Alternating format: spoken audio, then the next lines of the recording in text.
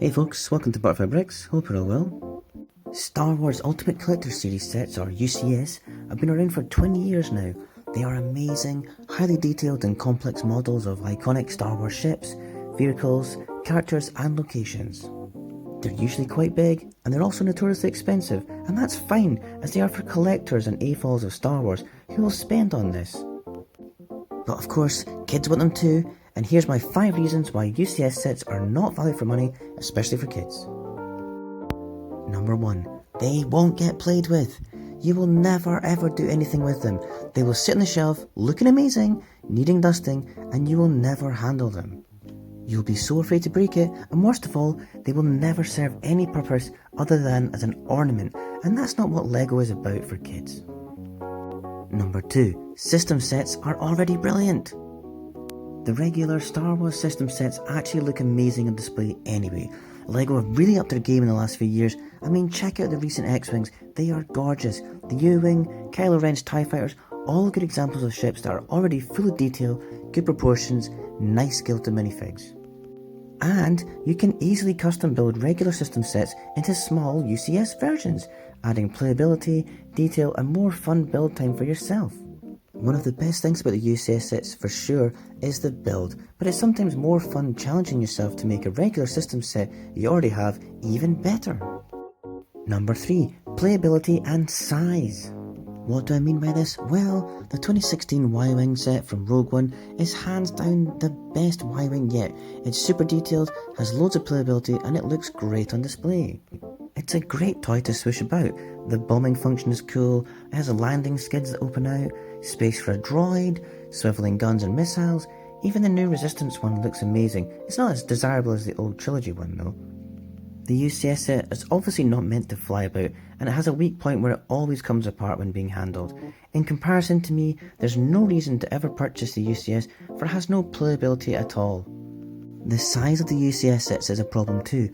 Obviously for collectors, they're committed to this and they will have the space, but this limits your space at home for more practical size ships and more sets in general. Now, I love my UCS Slave one. It's awesome, one of my favourite ships, but it's pretty much impossible to play with.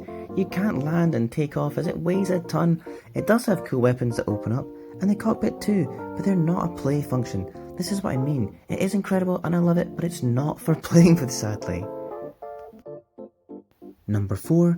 Price. Stop torturing yourself, man! You'll never afford it! Live in the now! The rather cool UCS A-Wing is out and it's £179, yet for the same money I can buy the Resistance Y-Wing, Resistance A-Wing and Kylo Ren Shuttle, all from the new film. And that's at the full launch price, yet these system sets come down in price, so I'd have money left over even. This System 20th Anniversary Slave one is a great example of a modern set which is just as detailed as my UCS here, but it's way more affordable and still looks great on display. The First Order Star Destroyer was a higher end price set at £100. It's a good size, it's not super massive, it's easy to fly about and it has tons of playability. You can mod it if you want, and it comes with a fair number of decent minifigures. You could buy 5 of these for the UCS Star Destroyer. You'd also need to move house to fit in too. You could purchase a broad range of sets or even duplicates of TIE Fighters or X-Wings, which is way more desirable for play and fleet building. Number 5. Not enough minifigures. Apart from the Death Star, Sandcrawler and Ewok Village, UCS sets have had hardly any minifigures, and why is that bad? Well, kids love minifigures, and I do as well. You get at least 3 or 4 with most Star Wars sets, and that's one of the best things about them. Lots of minifigs to play with in other sets. In a UCS, you will usually get one exclusive minifigure, and that's aimed at collectors of course, but that's it. So if you're ever tempted or are being nagged by the kids to get one of these, don't. Show them this video and save your money. Look, the second Millennium Falcon UCS is an incredible milestone for Lego, an all-time classic, better than the original and a cracking build. I almost bought it once myself, but it can't be played with and it's huge and expensive.